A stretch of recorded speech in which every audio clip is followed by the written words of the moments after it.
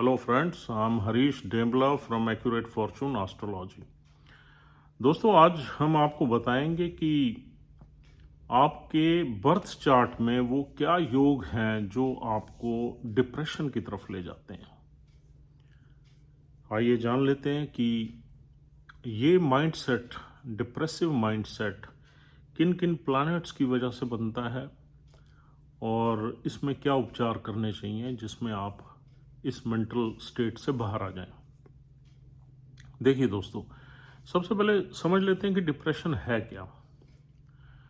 Depression हमारे mind की वो स्टेट है जब हम बहुत ही ज़्यादा एंजाइटी में रहते हैं, हेल्पलेस से फील करते हैं, होपलेस हो जाते हैं और एक पैसिमिज्म में चले जाते हैं।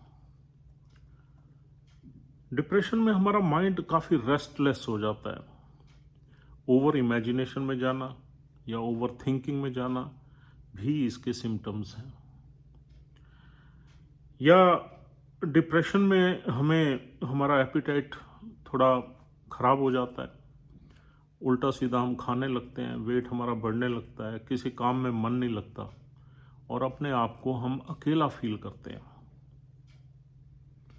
और हैप्पीनेस हमारी एट ए टॉस रहती है, वो हमारी लाइफ से ऐसे लगता है निकल ही गई है। और डिप्रेशन में कभी कभी ऐसा भी देखा गया है कि हम एग्रेसिव बहुत हो जाते हैं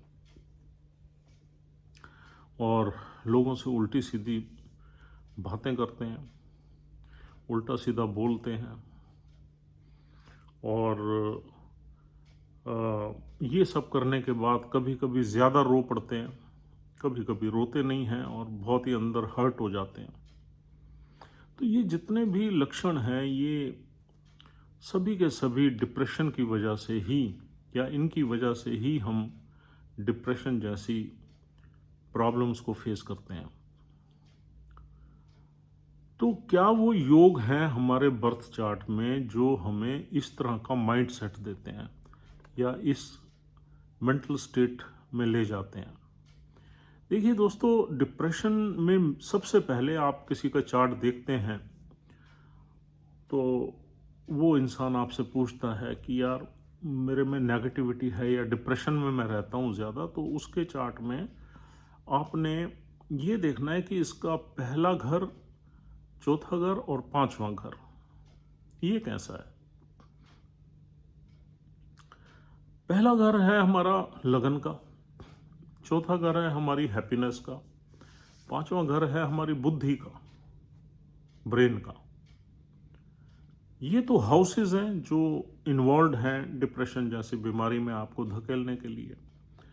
और अगर हम प्लैनेट्स की बात करें तो सबसे जो पहला प्लैनेट है वो है मून और दूसरा प्लैनेट है मरकरी। मून डिप्रेशन में आपको तब ले जाएगा जब मून पूरी तरह से अफ्लिक्टेड होगा। मून में अफ्लिक्शन पैदा करने वाले जो प्लैनेट्स हैं वो हैं केतु, सैटर्न और राहु। अगर मून केतु के साथ नजदीक बैठ जाए तो हमें चंद्र ग्रहण का योग बना देता है। मून किसी भी राशि में सिर्फ 2.5 दिन रहता है, बहुत ही फास्ट मूविंग प्लैनेट है। मून एक ही हाउस में जब भी केतु के साथ आता है तो इसका मतलब ये है कि आपका जन्म चंद्र ग्रहण के आसपास हुआ है। उसमें 1 या 2 दिन का फर्क रह सकता है, इससे ज्यादा फर्क नहीं होगा जितनी भी दूर बैठा हो, क्योंकि चंद्र तो रहता ही 2.5 दिन है किसी भी चार्ट में। किसी भी हाउस में, किसी भी चार्ट में, किसी भी हाउस में चंद्र 2.5 दिन तक ही रहता है। 2.5 दिन बाद वो दूसरे घर में चला जाता है। अगर उसी घर में ही केतु भी बैठा हुआ है तो आप ये समझ लीजिए कि आपका जन्म चंद्र ग्रहण के बिल्कुल आसपास हुआ है।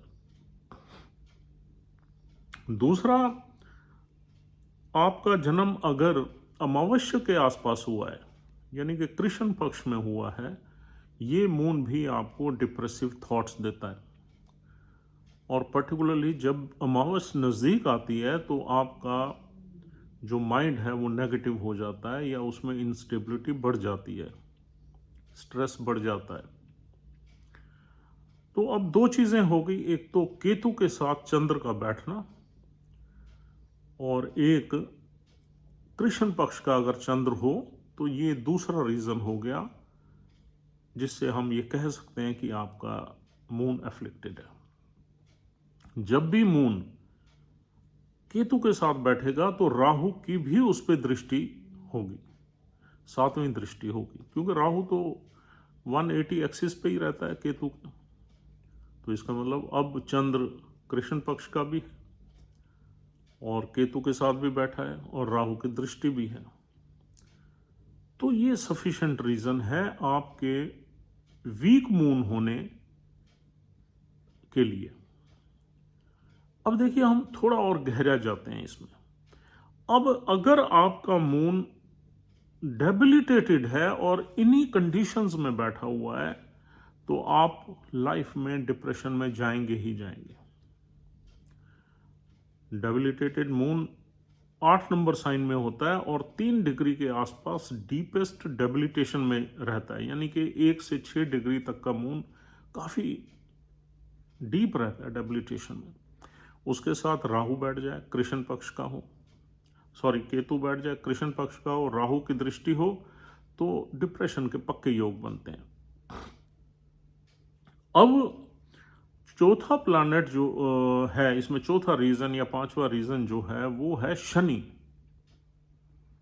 अगर शनि की दृष्टि आ गई इस मून पे या शनि साथ बैठ गया, फिर तो ये काफी सीरियस मैटर हो जाएगा। यानी कि अब मून डेबिलिटेटेड भी है, कृष्ण पक्ष का भी है, शनि और केतु के साथ भी है, राहु की दृष्टि भी है, तो ऐसे लोगों को डिप्रेशन की बीमारी से निकलना ही पड़ेगा। और ये बीमारी तब ज़्यादा आएगी जब केतु की महादशा चलेगी या अंतर्दशा चलेगी। मून की अंतर्दशा या महादशा में भी ये बीमारी आप महसूस कर सकते हैं। शनि की महादशा या अंतर्दशा में भी आप इसके फल ले सकते हैं।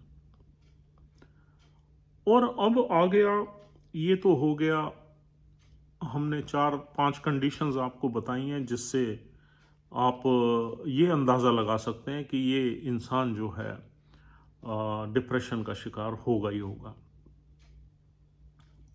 और अब हम देखते हैं कि इससे ज़्यादा सीवियर डिसीज से जूझने के लिए अगर चंद्र 8वें घर में बैठा हो या 6ठे घर में हो या 12वें घर में हो, तो ये कंडीशन और ज़्यादा सीरियस हो जाएगी। यानी कि इन तीनों घरों में से 8वें और 12वें में ज़्यादा इसके खराब रिजल्ट्स मिलते हैं। अब देखिए दोस्तों, आप डिप्रेशन में जाएंगे इस योग के साथ, या इसमें से अगर ये योग आधा भी है तब भी इस तरह के रिजल्ट्स मिल सकते हैं। लेकिन आपका मरकरी को देखना बहुत ज़रूरी है।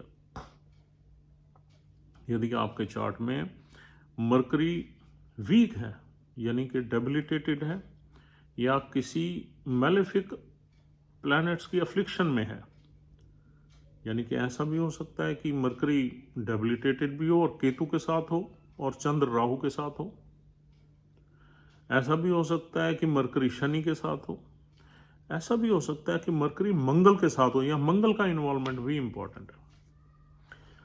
यानी कि मंगल मून को इतनी ज़्यादा तकलीफ नहीं देता जितनी बुध को देता है। तो अगर मरकरी में अफ्लिक्शन देखना है तो मरकरी का राहु के साथ बैठना कम प्रॉब्लम देता है, केतु के साथ बैठना ज़्यादा प्रॉब्लम देता है, शनि के साथ और मंगल के साथ। हालांकि शनि और बुध मित्र प्लैनेट है, लेकिन फिर भी ये मैलेफिक एनर्जी है। और जितना ज़्यादा मरकरी इनके क्लोज बैठेगा, यानी कि 3 डिग्री के नज़दीक बैठेगा, उतनी ज़्यादा प्रॉब्लम रहेगी। एक कंडीशन और भी इसमें मैं आपको बता देता हूं कि मरकरी जब कंबस्ट होता है तो सन के बहुत नज़दीक नहीं होना चाहिए। अगर विद इन 1 डिग्री कंबस्ट होगा, यानी कि जैसे सूर्य की डिग्री 6 डिग्री 50 अंश है और इसकी जो डिग्री है 5 डिग्री 55 अंश है, तो लेस देन 1 डिग्री का जो डिफरेंस है सन और मरकरी में, ये भी मरकरी को अफेक्ट कर देता है और मरकरी कंबस्ट हो जाता है। ज़्यादातर मरकरी को कंबस्ट होते हमने नहीं देखा जब ये थोड़ा सा भी दूर होता है, यानी कि 2-3 डिग्री दूर होता है तो कंबस्ट आपको आपका चार्ट दिखाएगा कि मरकरी आपका कंबस्ट है, मेरे ख्याल 10 डिग्री तक दिखा देगा, लेकिन एक्चुअली मरकरी में पूरी डिग्निटी होती है, पूरा काम करता है। और जैसे जैसे नज़दीक आता चला जाता है वैसे वैसे मरकरी आउटशाइन भी करता है, यानी कि आपका ब्रेन और तेज़ हो जाता है सूर्य की किरणों से।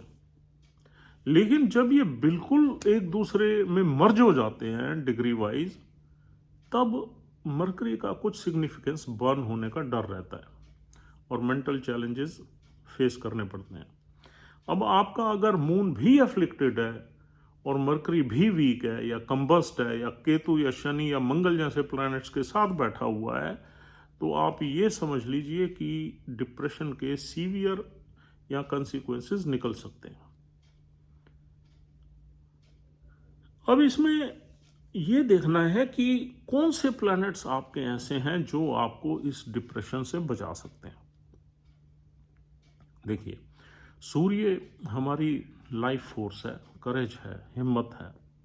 मंगल भी विल पावर है। मंगल अगर अच्छा बैठा हुआ है आपके चार्ट में कहीं अलग, तो आपकी विल पावर आपको इस डिप्रेशन से निकाल सकती है।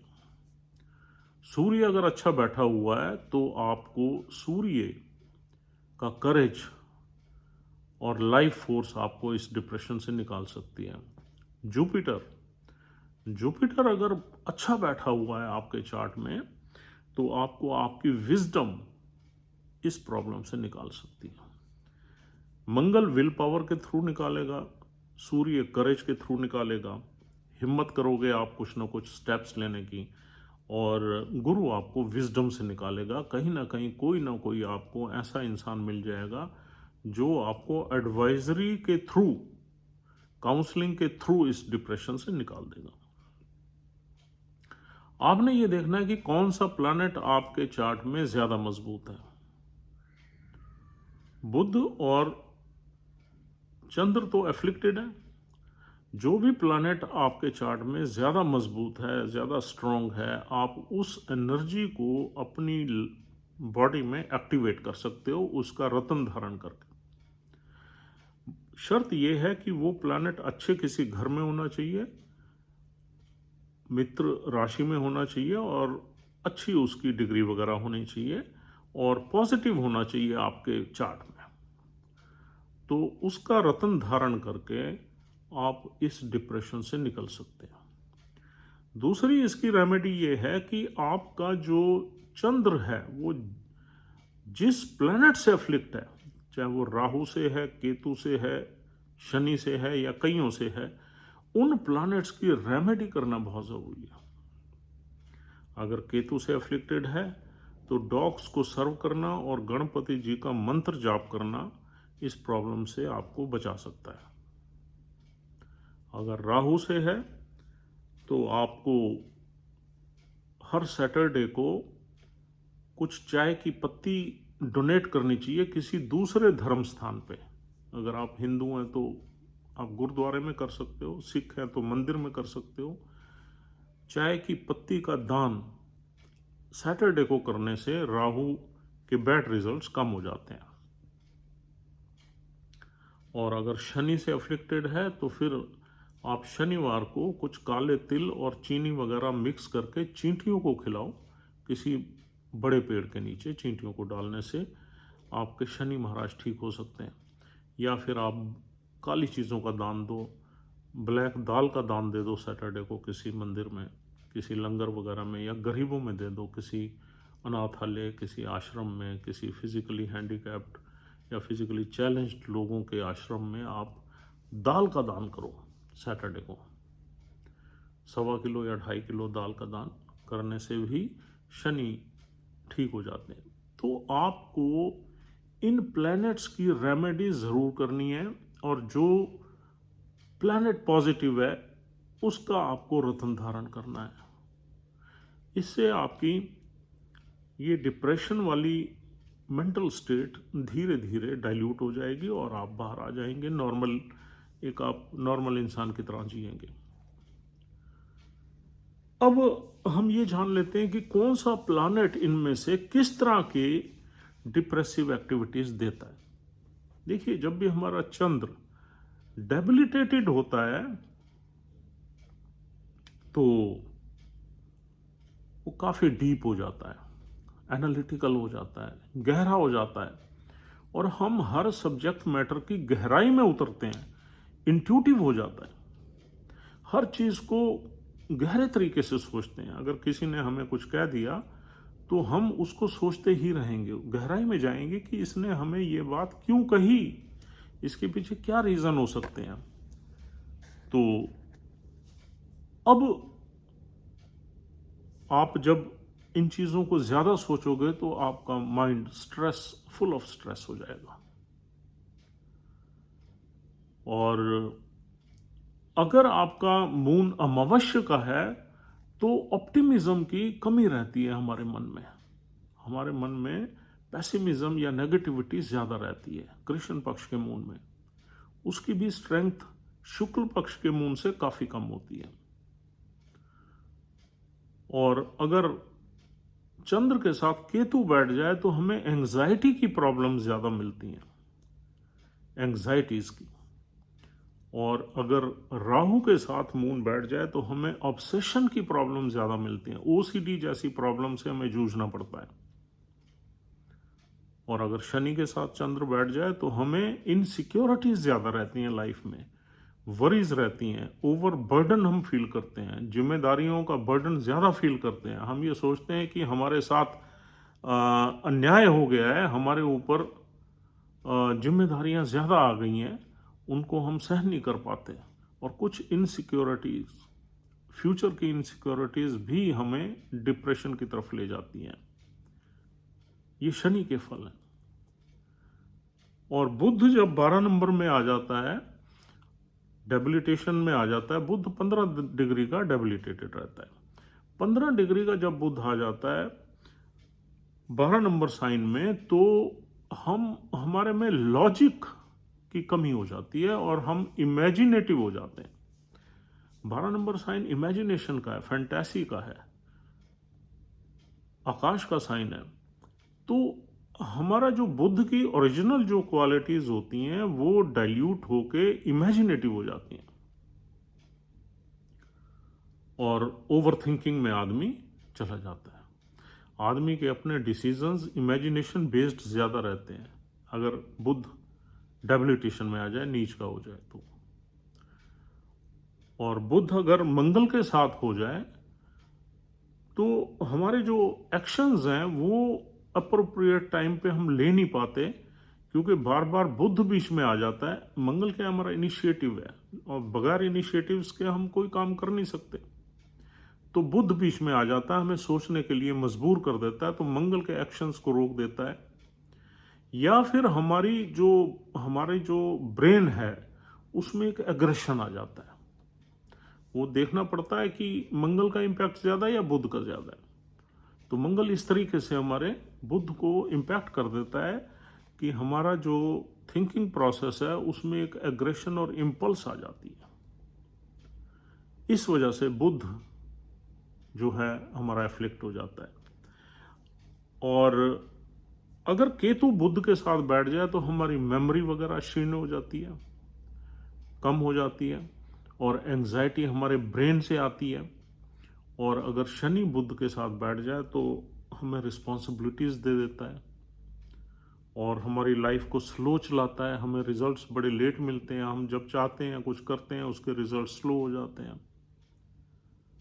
और अगर राहु बुध के साथ बैठ जाए तो हमें ज्यादा प्रॉब्लम्स नहीं आती, क्योंकि राहु और बुध की एनर्जी थोड़ा टेक्नोलॉजी को लेके काफी फास्ट रहती है और ठीक रिजल्ट्स मिलते हैं। तो कहने का मतलब ये है कि डिप्रेशन के दो ही प्लैनेट्स जो है मेन प्लैनेट्स हैं, एक है चंद्र और एक है बुध। चंद्र से हम माइंड देखते हैं, इमोशन देखते हैं अपनी, सेंटिमेंट्स देखते हैं, और बुध से अपना ब्रेन देखते हैं, कम्युनिकेशन देखते हैं। तो जब हमारा ब्रेन और माइंड या इमोशन एंड ब्रेन हमारा वीक हो जाएगा तो फिर हम इस तरह की बीमारियों से हमें जूझना पड़ता है। और उसके वीक होने के पीछे यही रीजंस हैं जो हमने आपको डिटेल में बताए हैं। तो जब भी आप इस तरह की प्रोबेबिलिटी अपने चार्ट में देखें तो आपको कुछ रेमेडियल एक्टिविटीज़ ज़रूर करनी चाहिए, ताकि आप उस सिचुएशन को फेस करने से पहले ही आप जो है अपनी लाइफ को सही तरीके से ड्राइव कर लें। सो दोस्तों, thank you very much for watching this video, and उम्मीद करता हूँ ये डिस्कशन आपको अच्छी लगी है। If you are liking our videos तो हमारा चैनल ज़रूर सब्सक्राइब करिए, ताकि हमें पता लगे कि हमारी वीडियोस को लोग लाइक करते हैं। Take care of yourself and your family. Will see you soon. Thank you very much once again. Have a nice time.